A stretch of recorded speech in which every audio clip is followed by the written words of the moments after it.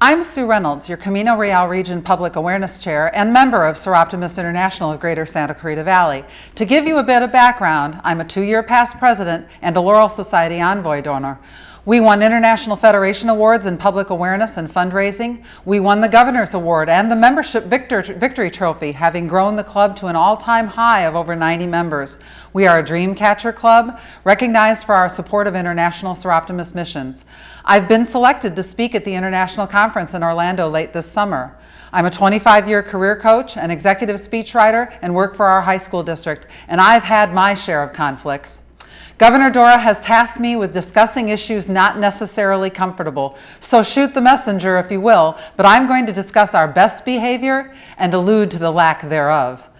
The women that I love and admire for their strength and grace did not get that way because stuff worked out. They got that way because stuff went wrong, and they handled it. They handled it in 1,000 different ways on 1,000 different days, but they handled it. Those women are my superheroes. Quoting someone named Elizabeth Gilbert, about whom I know nothing except that she rocks. Yes, these are the type of women I revere. In my life, these are hard-working, hard-riding, tractor-driving, fall down and get back on women. I'm a horseback rider, tractor dealer's daughter, and I've fallen down and off more times than I know how to count. So let's talk about handling things when stuff goes wrong, because on the farm, when you're handling something going wrong, you can't leave the livestock dead in the process. Yep, I just called our collective Soroptimist Club membership livestock. So whether we're wearing flip-flops, flats, or fabulous platform heels, we are indeed the livestock of our clubs. Without the livestock, us, working hard together, not in opposition with each other, we have only the most fleeting influence over the lives of the very women and girls about whom we purport to care so deeply. So this is my rant about improving the lives of women and girls locally, so we can improve the lives of women and girls locally and around the world. Shakespeare said, "Shams and illusions are esteemed as deepest truths." Our illusion is that only by raising the most money possible in whatever fundraiser we're running, and by raising more money than the gal that ran it last year, can we be measured a successful Soroptimist. But the deepest truth is that we've left lots of livestock dead in the process. To our left and right are the bodies of lost members who just got run down by the tractor on our way to our successful event. Yep, that's us. Type A fabulousness, leaving bones and blood and a couple of stray high heels in the field after we're done. Ladies, raising the money and beating our predecessors is not the priority. It's only one of the priorities. Fundraising is a pillar. Yes. Programs are a pillar. Yes. Is that R? Is that is? I don't know. Public awareness is a pillar. Yes. But membership is also a pillar. And not just recruitment. Retention, and dead livestock don't make good active members, just blood and bones in a field. The field, your community. Yes, y'all thought my talk was about public awareness, and you're hearing a lot of membership discussion, along with some sort of discussion of the human anatomy and bones and blood and stuff. So let's discuss the issue of public information, because they're watching this rodeo called Soroptimist. They're watching every move we make, the community, the press. And if you think for 1 minute that they don't see the dying livestock, you're not giving them credit for observation. They see, they notice, and they talk.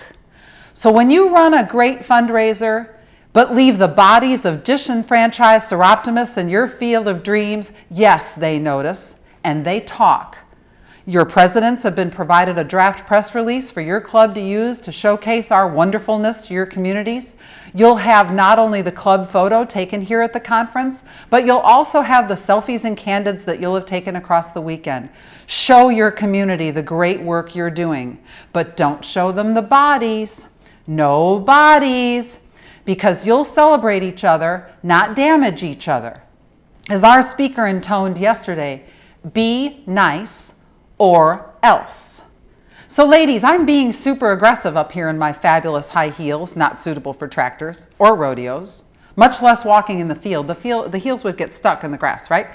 So let's run our fundraisers with kindness and patience, run our programs with kindness and patience, show our lovely faces to your community and the press, our kind and patient faces, not the frozen, painted, strained smiles. I have a great friend who is truly a Western music star. Many of you have met her and heard her, Junie Fisher.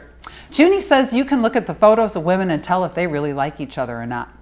If our hips are together in the shot, we like each other. Women attach at the hip. But if we're not getting along so well, we stand apart. So where are your hips in your photos, ladies?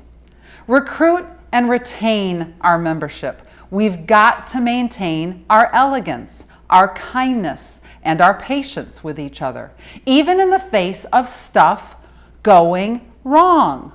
We are probably all busy, overbooked type A women, fighting to do good any way we can with the extremely limited time and bandwidth available to us. Some other fabulous woman named Dr. Carol, again about whom I know nothing, but posted this on Facebook. And by the way, I've now learned that this actually quotes John Wesley, who founded the Methodist Church. Do as much good as you can, as long as you can, any way you can, wherever you can, for anyone you can, until you no longer can. As Soroptimists, we know that women and girls around the world need our help. 1 in 3 women will be beaten, coerced into sex, or otherwise abused in their lifetime. 40 to 70% of female murder victims are killed by their husbands or intimate partners. Of the more than 110 million women not in school, approximately 60% are girls. Pregnancies and childbirth-related health problems take the lives of nearly 146,000 teenage girls every year. 3 million girls are at risk for female genital mutilation every year. The average age of entry into prostitution for girls is 12 to 14. So who will ensure that the voices of vulnerable women and girls will be heard, that their needs are met, that they can live their dreams? And if not you, if not Soroptimists, then who? Who will be there to speak up for the women and girls who have no voice? So there's my rant. You hard-riding, hard-working, fall down and get back on women in your flip-flops and your flats and your fabulous high heels. I'm a 10-year Soroptimist now. I love you and I love it. So go forward and take care of each other locally so you can improve the lives of women and girls locally and around the world. Thank you for listening to me.